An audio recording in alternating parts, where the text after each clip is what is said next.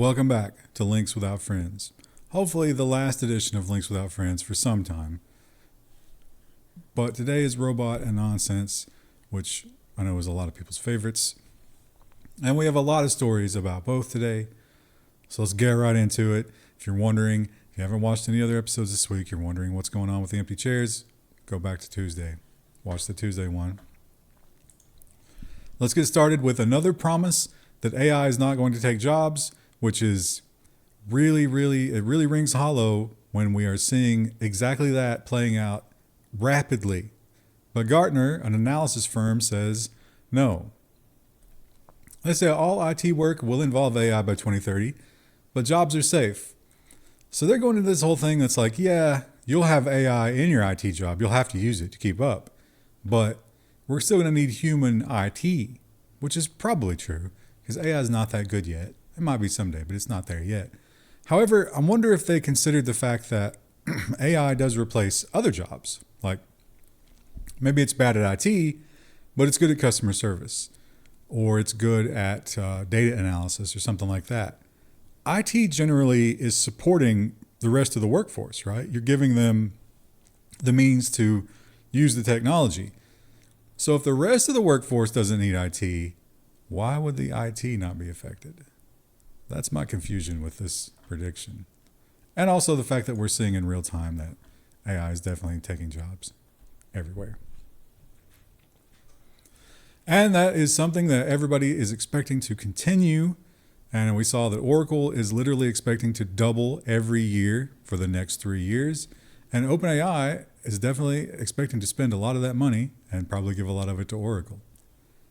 They expect $115 billion through 2029. And it kind of follows the same, I don't know if they gave us a chart here. They did not. It kind of follows the same pattern of big jump next year and then a huge jump after that. And, it just keeps growing. So they can certainly get the money. They will have plenty of investors. And Sam Altman is, he's revealed that he's on the Reddit. He peruses the Reddit talking about AI to read about himself. And he is not having a good experience. He feels that the bots are making social media feel fake. Now, he was responding to the fact that there is a Claude subreddit, Claude code, for, when you have Claude do your vibe coding for you. And there were a bunch of posts that were identical that was like, I'm moving to OpenAI. It's better now. And they were very much seemed like bots. And that's what he was responding to. And he says, we didn't do that. No, we would not do that. But somebody is. I don't know who, but somebody. It feels fake. And it probably is fake. A lot of that stuff is fake. And he's sort of lamenting the fact that the humans are gone. He caused it. It's his fault. Partially. Well, in a big, he's definitely one of the major players. A lot of people are pointing out that he has a Reddit alternative, the AI-driven social media platform that he wants to launch. So he might be pointing out the problem and then give us the solution later, or at least a proposed solution. But we also are seeing that this is a follow-up for some previous things about the big companies who jumped into AI. Did they make any money? A lot of the research says no. And now also we're seeing that maybe they're backing off of it. It's probably not a good fit for a lot of huge companies. They don't know how to use it effectively. It's not that good yet, but it can certainly do a lot if you know how to apply it.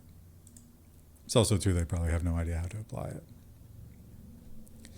And Anthropic, all of the big AI companies are in battle with the copyright holders because they ate their books. They used their work to train these robot monsters. There's no doubt about it. They can't really defend it. They stole a lot of it. It's really bad. And Anthropic dropped this big, huge number on us. I think we talked about this last week. 1.5 billion. That comes down to $3,000 per violation. Could go up if they found more violated books. However, the judge doesn't like that. He has put that on hold, and he is saying that is not a good fix for this, because one of the interesting things about this, though, is that this only went up to August 25th, 2025, I think. So anything in the future that they violated, they could still be on the hook for. But the judge still didn't like it. He said it was basically like too cut and dry. We didn't get it into the court or whatever. I don't know. Maybe this judge just wants to be in the spotlight a little bit more. But he, as of the September 9th, he has not agreed to that settlement. So it still remains to be seen, will that be allowed? And one of the problems with AI is that when a company spends that much money on something, and they are spending all of their money on it, they really, really want you to use it, but not everybody wants it. And Microsoft is maybe one of the worst companies in history that wants its users to use things that they don't want to use. And a lot of people are fed up with it. So some of the top GitHub support requests and feature requests is to get rid of it, because people are uploading to GitHub and they're getting AI pull requests and AI error reporting. And they say that it's sloppy and they don't trust it and they don't want it, but you can't turn it off. So they're requesting a new feature to get rid of that. I agree. Especially Copilot. I only want AI when I ask for AI. But that is not what we get. We get AI everywhere, and we get AI probably in some of these links that I'm showing you today were probably written by AI, and maybe even written by AI without some people knowing, because apparently a lot of these websites have no idea who's writing their content. And Business Insider, and I think Wired, there was another one in here, I think it was Wired, pulled a bunch of articles. And a lot of people started looking at these articles and putting together some weird, red yarn. And it seems like either people are being impersonated or people are being invented out of nowhere. And the robots are posting and trying to get paid in weird ways. So they ended up looking into it, pulling down a lot of stories that were completely false or AI generated. I mean, maybe they weren't false, but there was no human being. It wasn't the byline was incorrect, and it was probably AI written. And these companies are kind of like, oh, I don't know how that happened, which means they have no idea. They have no idea what's going on their website, which is alarming, maybe. And if you are a gig worker who does driving, then you probably know the suffering of not getting any offers, right? Or maybe you're getting bad offers and you're waiting. What do? Do you drive around and waste your fuel? Do you sit in one spot? How do you pass the time? Well, in India, you're going to get a new option from Uber. And that is you can spend your time parked slaving for the AI. These are the jobs that shows you an AI answer that was given, and then they show you the question. And as a human, you're supposed to measure how good it was. Did it get it right? Train the AI to make it better while you sit and wait for your gig work. That's very dystopian. But you can make a few bucks, I guess. Better than just sitting there browsing social media, I guess. Probably not as destructive for your mind either. And the Google AI search is contentious. A lot of people hate it, especially the publishers and the website owners who are not getting any traffic because it just sums up what's on their website. It's destroying the ad ecosystem, as we talked about on Wednesday. And unfortunately, it's really successful. And that's why you're never going to get away from it.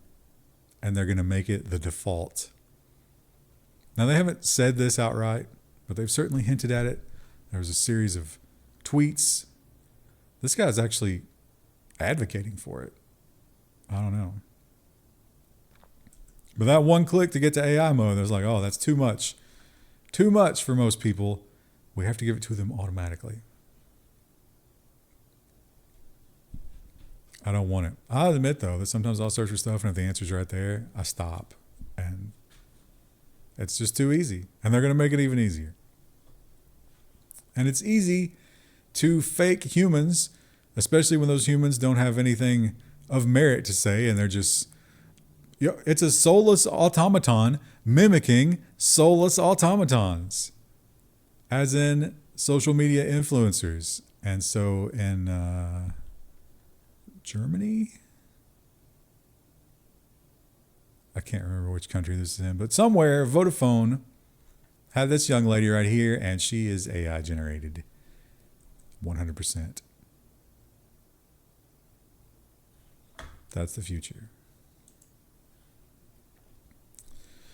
And you're not even safe from AI if you created stuff before the AI world. I mean, obviously the authors and the publishers and everybody are getting hit by that. But we have remakes and remasters. And when they remake them, they might want to tweak it just a little bit. And if you had to go and rehire all the voice actors, oh, that would be annoying. And maybe they're not even alive. Maybe they're old. Their voice is different. Obviously, just use the robots.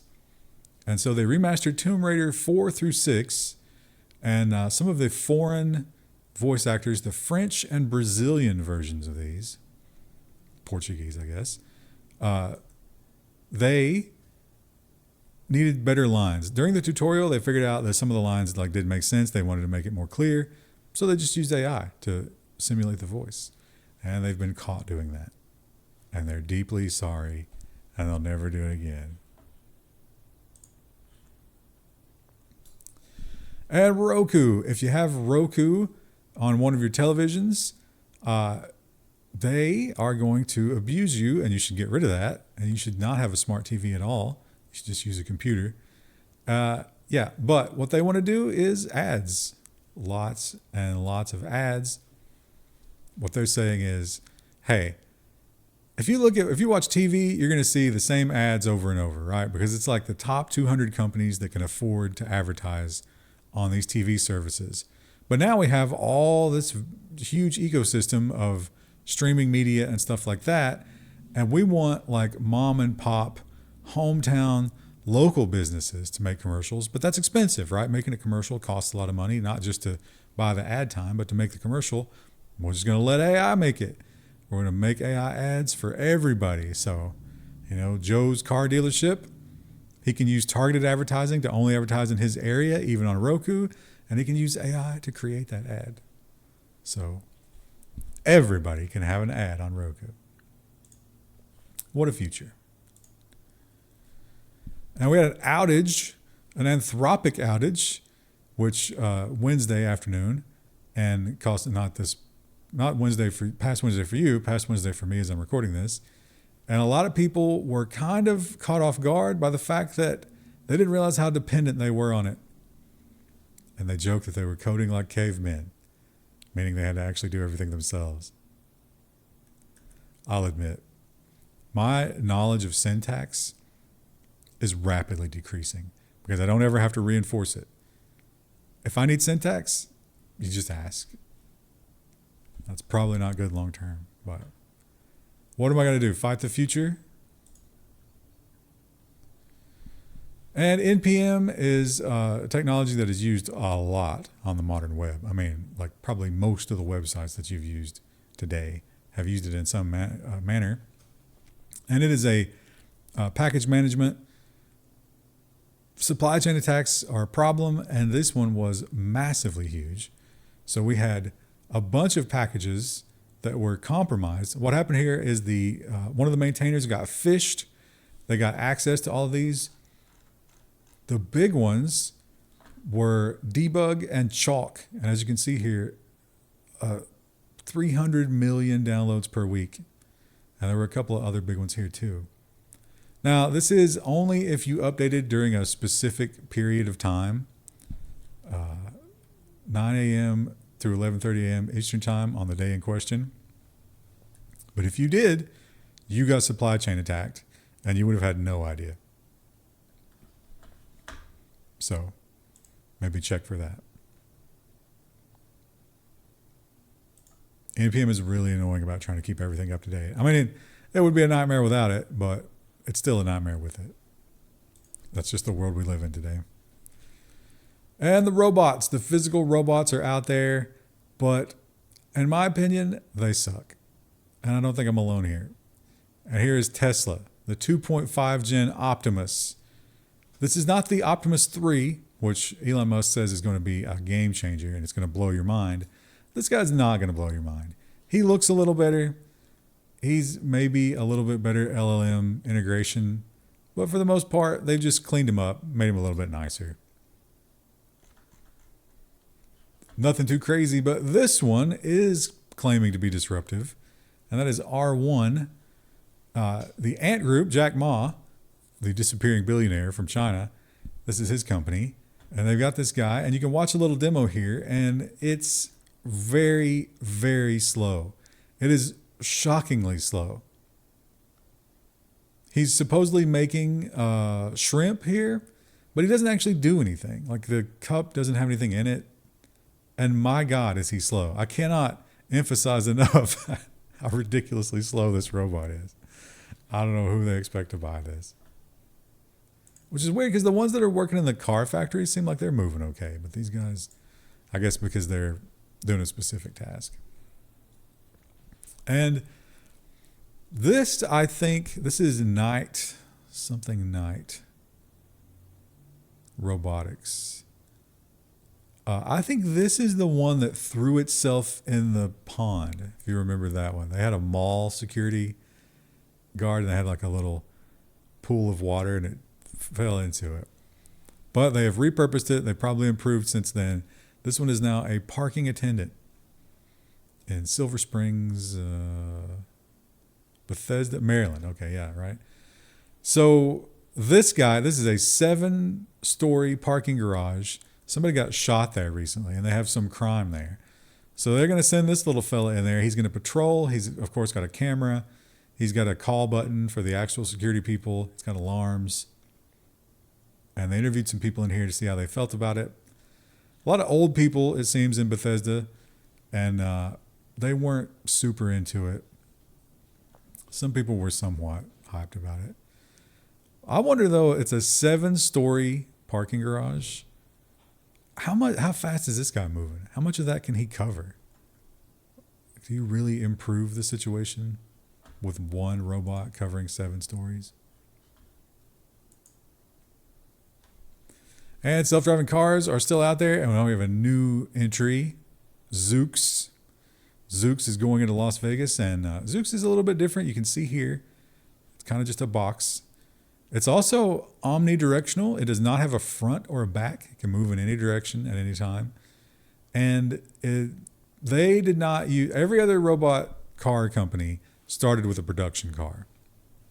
Obviously Tesla, Waymo used like a Jaguar or something, or a Mercedes. They're all doing it. They all just have a car that they retrofit. Zoox was built from the ground up to not be a car, but to be a robot taxi. So there's no steering or any controls or anything like that. They're just 4 seats and a box. And they think that that's going to be a better solution. So they're going to be in Las Vegas. There's the inside of one. I wonder if they have storage for your stuff. Doesn't look like it, right? What if I wanted to bring some groceries into the Zoox? And finally, let's move on to nonsense. And here's a great one. I love this kind of stuff. We have a great new UFO video. In this one, we have attacked one, apparently. A drone fired a Hellfire missile and hit whatever this thing was, and it kind of just shrugged it off and kept going. What could it be? It's alarming because even if it's not aliens or undersea creatures or whatever, Arctic underdwellers, it is something that can shrug off a missile attack if the video is real. And if somebody has that technology, that's concerning, right? Especially if it's not your country. There was another summit at in Washington to talk about UFO stuff. We've had one every year for the last 3 years. And this was the big showcase for that. They were really excited to show off this thing. Because obviously everybody loves UFOs.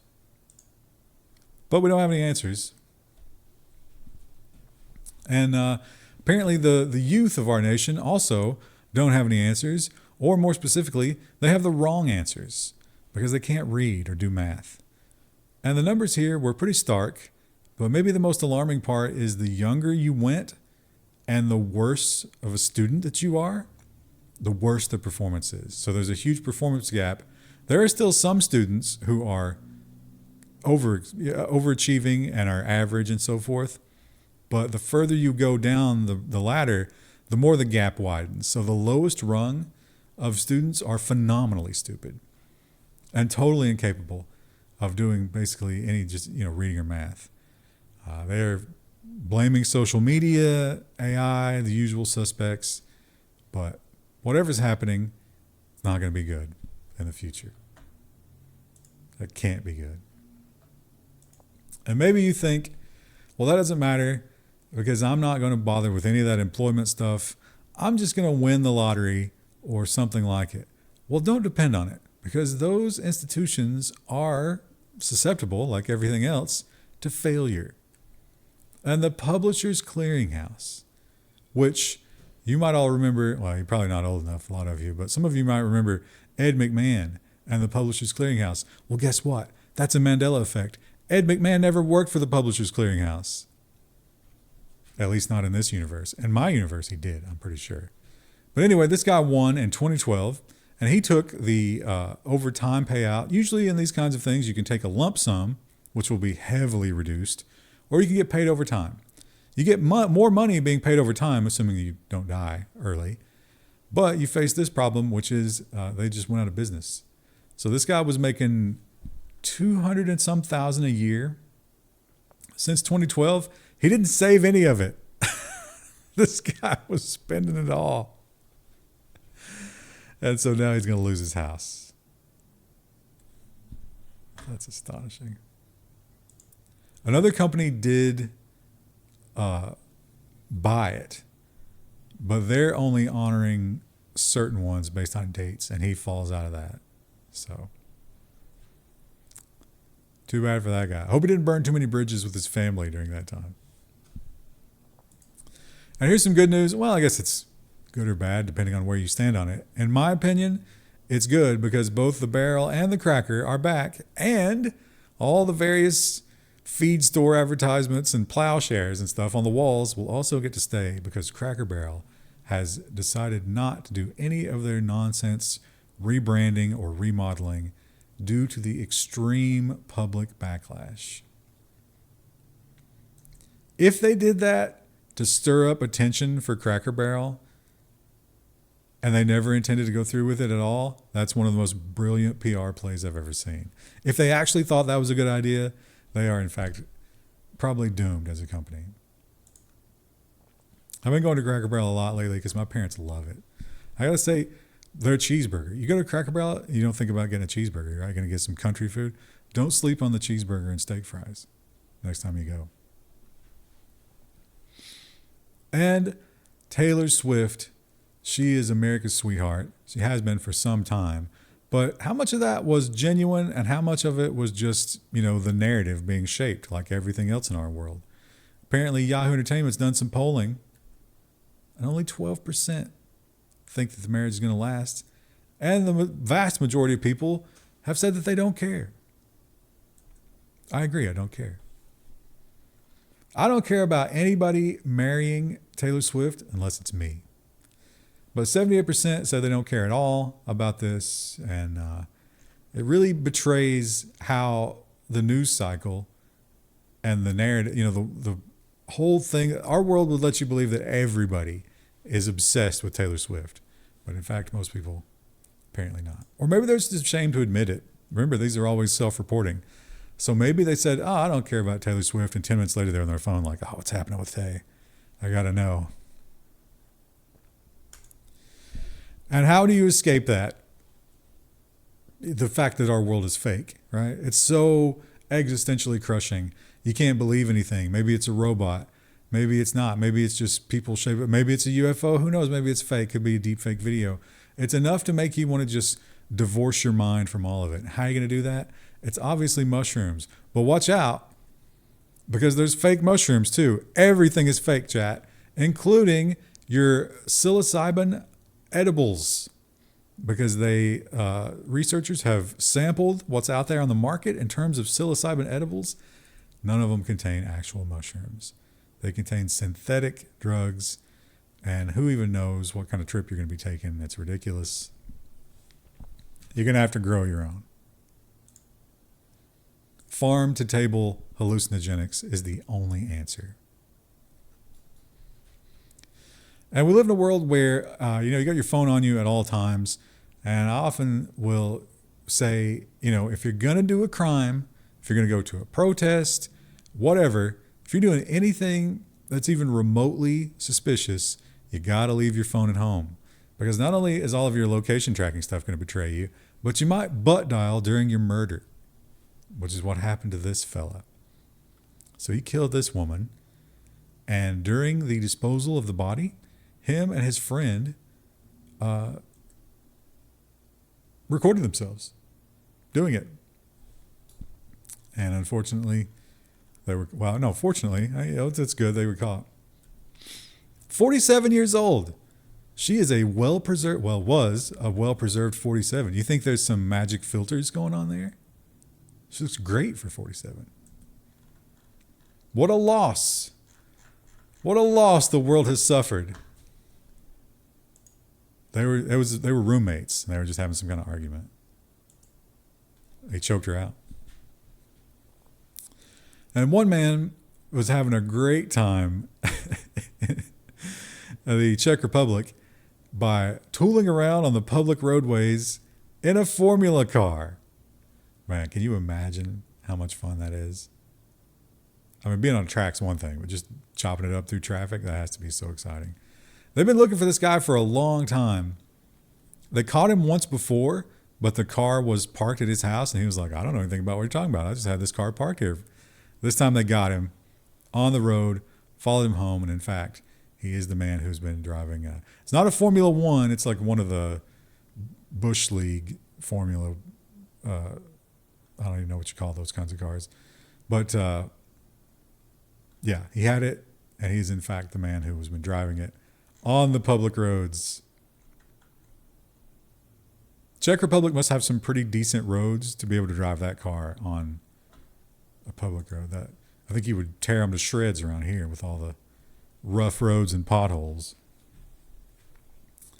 And perhaps the polar opposite of that, from driving a super fast, perfectly responsive vehicle to this fella who was in the Barbie Dream Jeep. There's some great video of him being pulled over. He was drunk.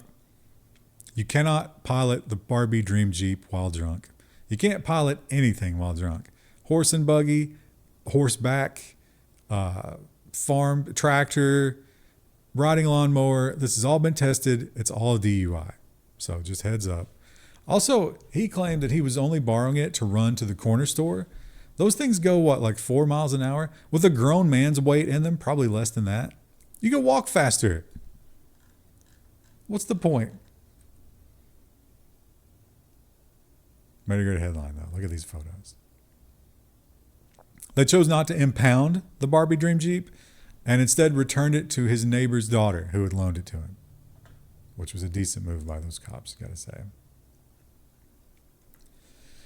And you might not be able to get high-quality mushrooms, but you still apparently can get some pretty decent cocaine, especially on the island of Nantucket.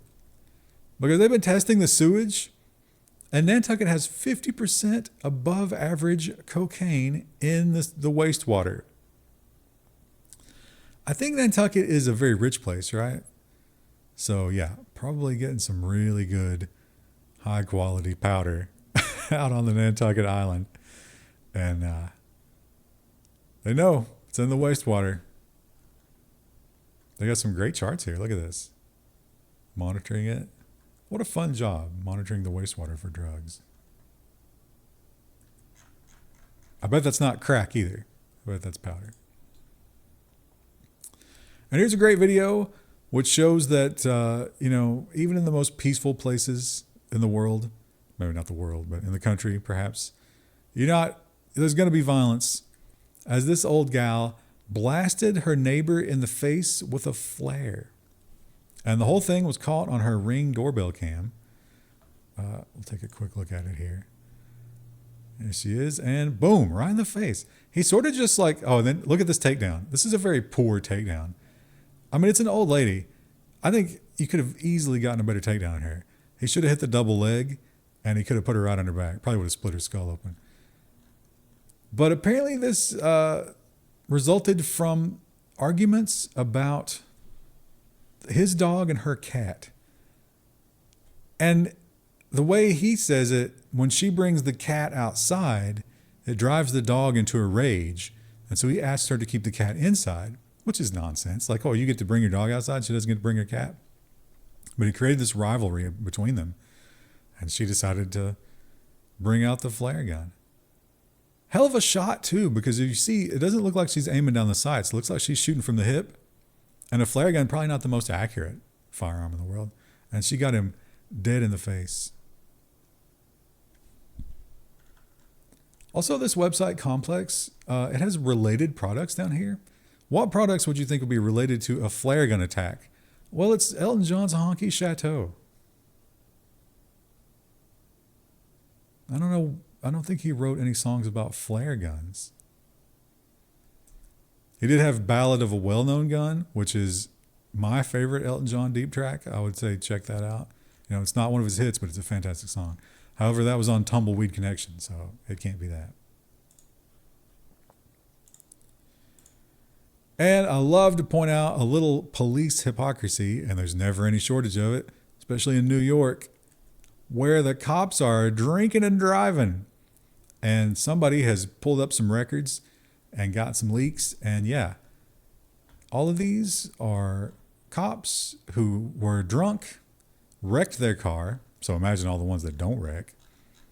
And got away with it. Nobody did any jail time here. Sometimes there was a citation unrelated to drunk driving. One guy got following too closely. He wrecked a car while drunk. And after all was said and done, his charge was following too closely. So if you want to read a little hypocrisy, get a little angry at the world, maybe check that one out. New York Focus. Good to keep in mind. And finally, we've entered into the section that everybody loves, and that's the animal section. And we have a robust animal section this week. First of all, Emil the moose. Emil?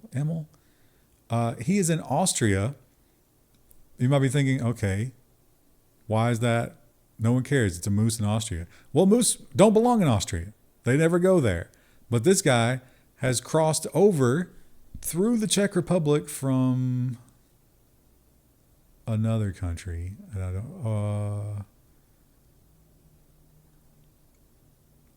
don't know. Reference the article. But they don't see them. And so now he's become a bit of a celebrity. He's got a Facebook group. He's got people trying to find him. Right now, though, or as of the time of the writing of this article, which was the 8th, no one knows where he is. Did he go back? We can't be sure. But they're excited to have a moose in Austria. I would be excited if I had a moose in my house. I'll be a little bit concerned because they can be quite destructive, and yeah, you don't want to mess with them. You also don't want to mess with the bees. You know, we have this image of the bees in our mind that they are, you know, they bring us pollination and honey, and they're one with nature. I don't know. When I think of bees, I think of just, you know, pure, benevolent, wonderful creatures. But like every other creature, they're pretty much murderous and evil to one another. And this is a great example. Robber bees. So apparently, if a colony of bees is getting into the fall and they don't have quite enough honey, they know that. You know, they're looking at their stores and they're thinking, I don't know. They will just simply find a smaller colony and steal from it. And they found a bunch of smaller colonies in this apiary where this woman had lots and lots and lots of bees and lots of honey. And they found a breach in her shutter door and began to swarm. And before she knew it, she had a shop full of bees.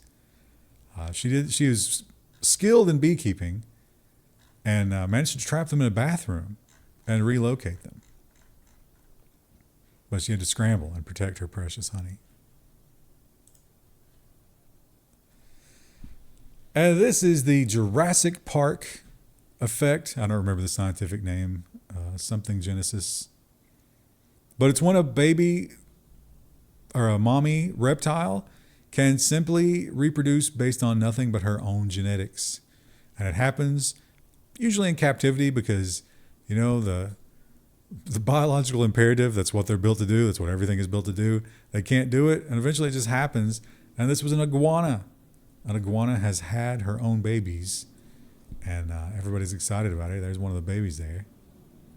They're pretty adorable. When it comes to lizards, I don't find them adorable, but iguanas can be. I guess that baby anything can be.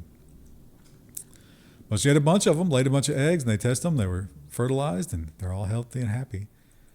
This is at a zoo. So you can go and look at them. The miracle iguanas.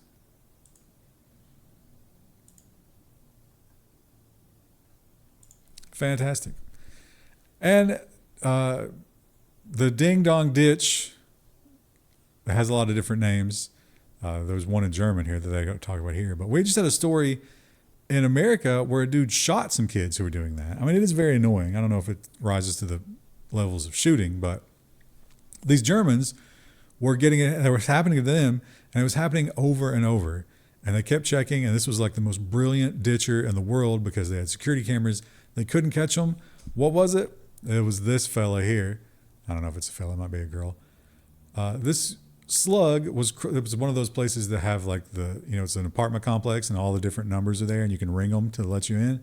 Well, he was strolling up and down the numbers over and over and ringing every apartment. They had a great quote here at the bottom about him being admonished. He's been brought down to size, taught about territory boundaries, and placed on a nearby stretch of grass. It'd be great if he went right back and kept ringing. And emotional support animals, we don't see as many stories as we used to about this, but this one is fantastic, primarily because look at the coat on this guy. He's so fashionable. Wait till they go back to a wide shot here. Look at that. Get the fur collar. I wonder if his back end's always colder than his front end, though. I wonder if that bothers him. Anyway, this guy adopted this croc, or it's a gator, I guess, from somebody else who was getting rid of it. But he also has a lot of reptiles. They went through all the reptiles. Oh, look at this guy. I don't know. I don't think I would be upset if I saw that at Walmart.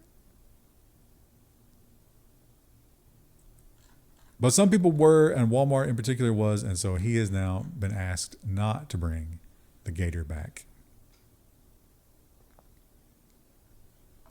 Also, that guy's got too many reptiles. They're going to eat him when he dies. And people, that's maybe a heartwarming story, but some people treat animals in a bad way. They treat them incorrectly, and there's no better example here than these squirrels, these squirrels who are being painted. Do you think that's paint or dye? I don't know how you would apply it, but there's a blue one and a red one. And they're trying to find out who would do such a thing. Do you remember they were putting hats on the pigeons? And I think they were painting them as well. Some people want to paint the wildlife. I mean, does look like a cool squirrel. You got to wonder how the other squirrels feel about that. You think that messes with their ability to mate? Maybe make them stand out.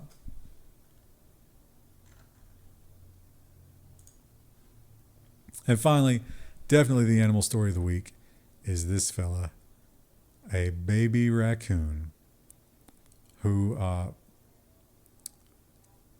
hear voices. I think it's somebody outside. This baby raccoon,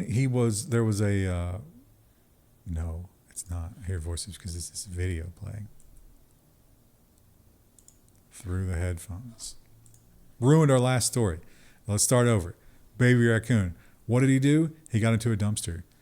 This dumpster, what was in the dumpster? Those bags right there, full of peaches that had been used for fermenting at the nearby distillery. They were making a peach-infused something. And so these peaches were packed with alcohol. And these two baby raccoons got in there, and one of them ate Peaches until he passed out in the water because it was raining. And this heroic woman here shoveled him out. The other raccoon didn't eat the Peaches, apparently. Shoveled him out and revived him using CPR. He was unresponsive, not breathing, and she managed to get him to spit out all the water, brought him back, and here he is. He was later released to the mother. The mother stayed around. That's a good raccoon mom. A lot of raccoon moms would just be like, all right, I'm going to cut my losses and we're going to go back in the woods. This one stayed around, and they were able to release him back to her, and everybody's happy. And this woman here, her name is Misty Combs. She's the hero. Hero to all raccoons. They've also promised to put a lid on the dumpster to prevent that kind of thing from happening in the future. Let's check our time. 40 minutes. Jesus. I talked a lot today, huh? Well, we've done it. We've made it through Links Without Friends. My loneliness is slightly less, thanks to you. Still crippling and crushing, but slightly less. And next week, again, I'll reiterate, Krista will be back with stories about woods encounters and Sasquatch and ticks and pooping in holes. And you gotta check it out. Be here for it. I love you.